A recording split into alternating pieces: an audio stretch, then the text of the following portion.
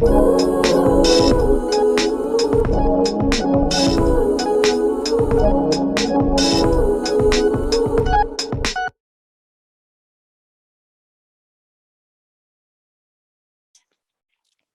and welcome to Tartarian Truthers with your hosts, Casey and JoJo. So, our melted coastlines theory had some interesting comments after it went to air last week, didn't it, Casey? Yeah, it sure did, Jojo. And we're always grateful for everyone who leaves a comment. We always learn so much from our listeners. Not so much the trolls, though, who, by the way, if you are going to be a jerk and make strange assumptions about us, we will have no problem with blocking you. So it's probably best you don't waste your time because we don't really care for your negativity. There's no room for it here, is there, Jojo? No, there certainly isn't any room for negativity. And yes, you know what? I think this is also a great time to reiterate to those who may not have been following us since the beginning and may not have watched all of our episodes. But just so you are aware, we don't claim to have the answers, and we aren't here trying to influence people to think in a certain way. Our goal right now, from the get go, has always been only to get people thinking critically and with an open mind when it comes to Australia's official history. Our motto has always been question history. Well, actually, question everything, really. Yeah, Hey, that's Jojo. right. That's it. Question everything. And we know that there are many other people out there in Australia who have been doing just this for a very long time. And they have some incredible and tangible evidence of this. People like Rex Gilroy and Stephen and Evan Strong. Don't forget Gil Dean, one of our favourite people to talk to about this stuff. I mean, these guys are legends in their fields and they do a lot of groundwork and have a lot of experience up their sleeves. We do not, and we don't make that claim, do we, Jojo? Absolutely not, Casey. We are here merely as history geeks who have questions and who love to poke holes in the very patchy narrative. And we like to take the piss out of it while we're there. And for those of you who don't know, that means making fun of something. So when we're taking the piss out of something, we're just trying to poke fun at it. That's right. So if you like our style, please stick around. We're more than happy to have you. If not, then there are many, many other really great places for you to find information that fits in with your style of listening and questioning the narrative, so to speak. Anyway, moving on. What are we looking at today, Jojo? So, Casey, have you heard of the Battle of Vinegar Hill? Well, I hadn't actually until you messaged me and said, I think we should do an episode on it because it's sus AF. It sure is sus AF. Because I stumbled across it one day, somehow. But before then, I hadn't heard of it either. And to be honest, I found it absolutely fascinating. So the 1804 Castle Hill Rebellion, also known as the Battle of Vinegar Hill Part 2, was Australia's first convict uprising in the Hills District of Sydney against the authorities of the British colony of New South Wales. Okay, the first major convict uprising in Australian history to be suppressed under martial law. Interesting. Let's watch this video to learn a little bit more about this interesting battle.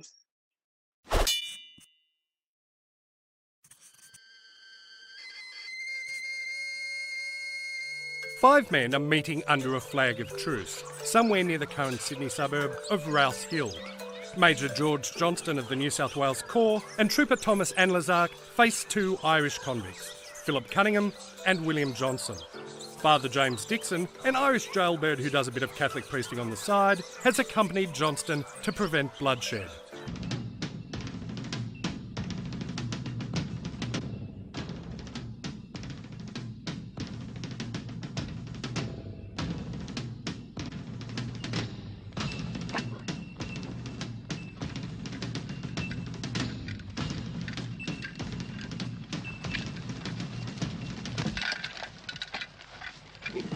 And Johnston is concerned it's his blood that might be shed, because on the hill behind the two unarmed Irish convicts are 250 more Irish convicts.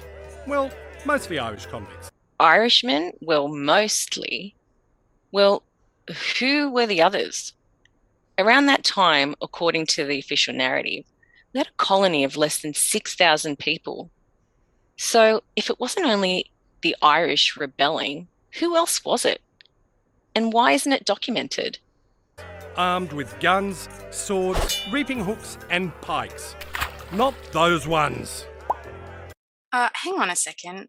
Where'd they get their guns and swords from? Irish convicts come rebels don't just have the means to purchase guns, I wouldn't think. Johnston is thinking a whole lot of rude words that we can't say in this video, because he has only 29 troops and 67 volunteers, and most of them are still marching through the bush. Okay, let's break this down. So we've got 500 rebels with guns going up against less than 100 troops and volunteers, and there's no mention of what weaponry they have.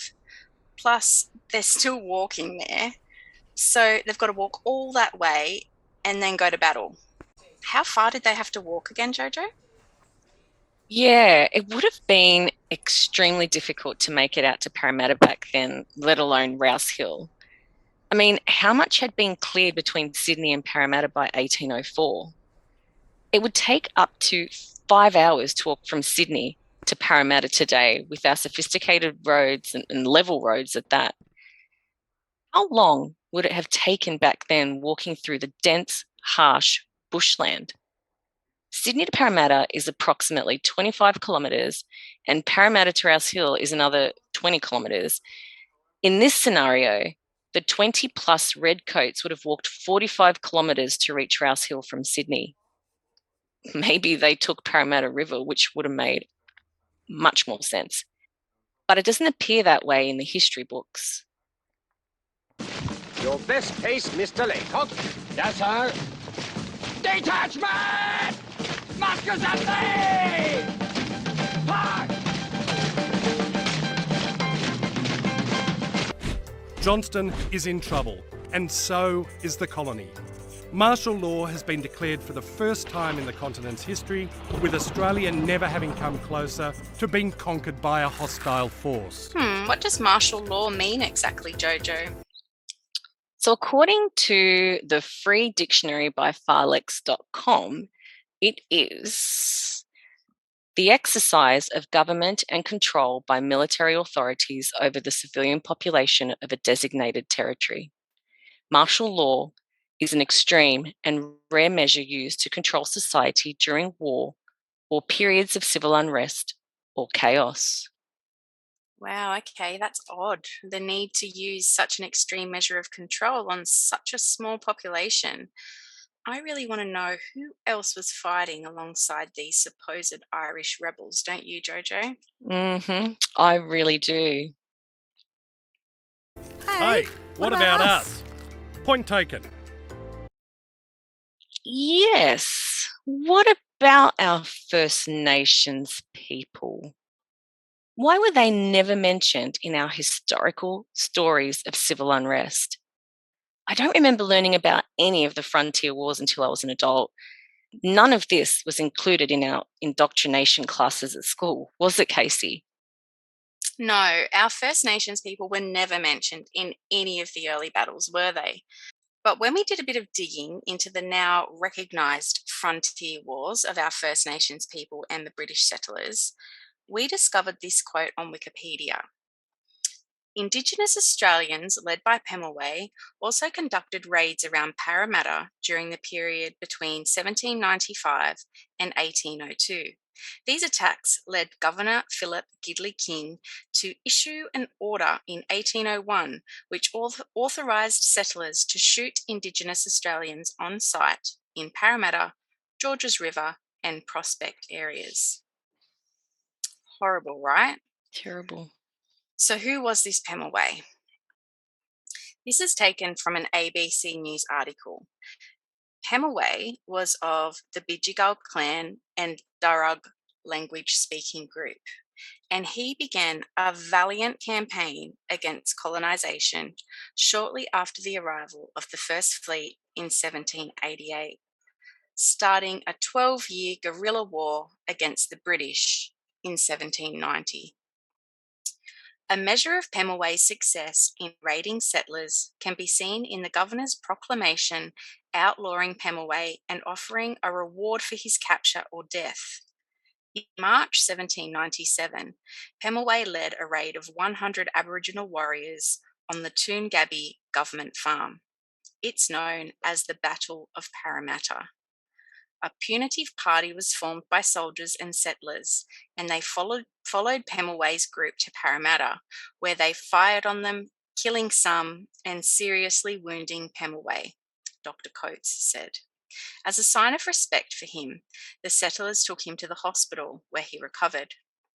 But later that year, Governor King issued a proclamation outlawing Pemulwuy and offering a reward for his capture or death. On June 2nd, 1802, Pemulwuy was shot dead.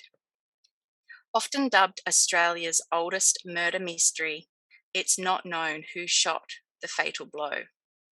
Pemulwuy's head was removed from his body and sent to Joseph Banks in London, accompanied by a letter from Governor King, who wrote, "Although a terrible pest to the colony, he was a brave and independent character." It was placed in the Museum of the Royal College of Surgeons. The whereabouts of Pemulwuy's head remains unknown, but it is likely that it was disposed of in the 1830s, Dr. Coates said. Dr. Coates said, for many years, Aboriginal people were absent or on the periphery of history of the Sydney colony. It really makes me think about how much history of our First Nations people have lost from that period of time and earlier. There was so much deliberate death, destruction, abuse, and torture of our First Nations people in those days. Can you imagine the knowledge and information that was lost forever when elders and entire family groups were murdered? I mean, how are we to know that there weren't First Nations people fighting with all the others at the Battle of Vinegar Hill? Yeah, we don't know, JoJo, and I think that is the point that we're trying to get across a lot of the time. I mean, we will never know what truly happened because history or his story is always told by the conqueror or the conquerors, and they then use history to influence the future. When Johnston demands that the convicts surrender, Cunningham responds, "Death or liberty, and a ship to take us home." Johnston could have pointed out the logical inconsistencies in the Irish demand. "If it's death, you won't need a ship." But he didn't. Instead, he and Anlazark drew concealed pistols and held them to the rebel leaders' heads. I must urge you to surrender. If you do so, I undertake to present your case to the governor as favourably as I can. We will not surrender. You pose me a problem. I have no wish to shed blood. What is it you want, then? Freedom to leave this colony in peace, and a boat to take us home. That's quite impossible. Then it's death or liberty. Death or liberty, is it? I'll liberate you, you scoundrel. Lay it down, Croppy.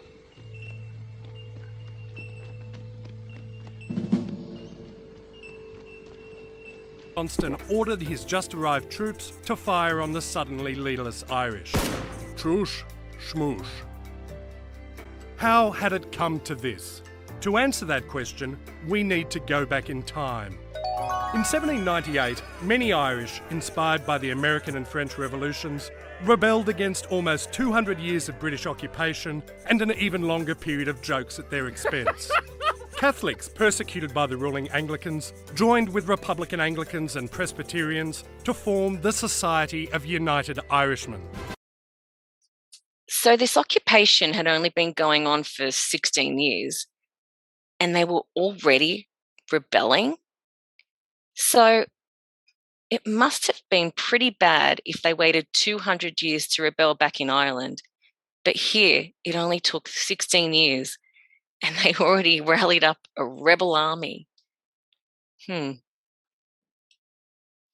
didn't help that the United Irishmen attacked the British with pikes. Not those ones! While the British responded with guns and cannons. It also didn't help that the rebels got cropped haircuts and wore brown coats to identify each other, as the British could identify them too. The Croppies, as the rebels became known, were crushed at the Battle of Vinegar Hill in June 1798. Several hundred Croppies, including Cunningham, Johnson and Dixon, were sent to Sydney as convicts. In a colony of under 6,000 people, this caused a bit of a stir. A 10-year-old colony with a population of less than 6,000 people, and there's already massive civil unrest. What was really going on back then, JoJo? Governor Hunter described the rebels as extremely insolent, refractory and turbulent, while his successor, Governor King, called them satanic. Insolent, refractory, turbulent, and satanic? Whoa, those are some pretty harsh words used to describe people who are doing nothing more than questioning government authority, huh? A few of the new arrivals continued to plot revolution, replacing funny haircuts, which had been a bit of a giveaway, with secret hand signals. And they secretly made pikes. Pikelets are not little pikes. News of another Irish rebellion reached Sydney in early 1804, with Irish weapons scientists having invented a folding pike. Hey, that one's okay, that could be concealed under a brown coat. Cunningham didn't know the 1803 rebellion had failed, so he plotted to attack Parramatta and Sydney, plant a tree of liberty at Government House, seize a ship and set sail for Ireland to join the revolution. Okay, so communication was obviously pretty sketchy and took a long while to get to our shores back in those days too, by the sounds of that. So was anyone else in the world at that time really aware of what was happening in Australia? I mean, Cunningham didn't even know that last year's rebellion had failed yet. A hut at Castle Hill was set alight to signal the uprising, with convicts overpowering their guards and raiding nearby settlements for arms, rum and recruits. Wow, these convicts were very clever to be able to all escape from these jails, huh? Look at the size of them. The rum was a mistake because drunk convicts got lost in the dark and failed to meet Cunningham for the attack on Parramatta. The rebel tasked with informing other convicts of the rebellion piked out and instead informed the authorities. This is the most poorly organised rebellion, if this is actually all correct. So they have 500 rebels ready to go up against less than 100 redcoats. A clear win, obviously. But instead, they got drunk, got lost in the bush, and dobbed themselves in. Seriously? Come on. Oh, that's ridiculous. Cunningham abandoned the planned attack and retreated. And so we return to the scene of the broken truce. Johnston's troops fired at the convicts, who broke and fled. About 30 were killed. Cunningham received a sword slash to the face and was hanged with 8 accomplices the next day. Other rebels were flogged or sent to labour in the new coal mines at Newcastle. Republicanism had been defeated in both Ireland and the colony, with the skirmish that followed the Castle Hill Rebellion ironically named the Battle of Vinegar Hill. It would be 50 years before the Irish would again rise up at Eureka. But that's another story. So many inconsistencies, Casey. Do you really think there were that many Irishmen desperate to return to Ireland at that time? Could those heading the rebellion actually be some of the other European inhabitants from the pre-Cook era, and maybe some of the First Nations people that were fighting for their freedoms and already occupied land? Yeah, I tend to agree, Jojo. And much like most of Sydney, Parramatta, which is considered Sydney's second city, has some beautiful old world architecture, as you can see here. And we do actually plan on doing a little bonus feature on Parramatta in the future. We sure do. Parramatta looks already very much built up and extremely mud flooded. Mm. As for the battle itself, I find so many inconsistencies. Is it really possible that 29 redcoats, after marching 45 kilometres, would be able to overrun 500 armed civilians and convicts thirsty for freedom, where more than 300 of them sadly perished?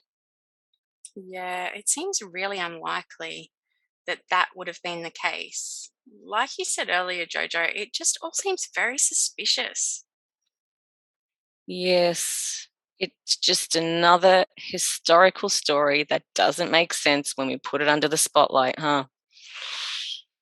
Anyway, I think we'll leave it here for now and leave you to ponder upon what really went down at the Battle of Vinegar Hill Part 2 back in 1804.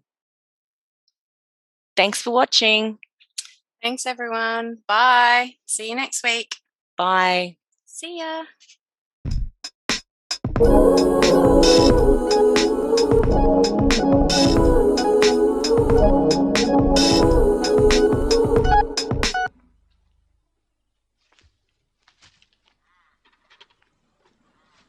They've been fighting. We would heard gunfire. Not from Parramatta, it's too far away.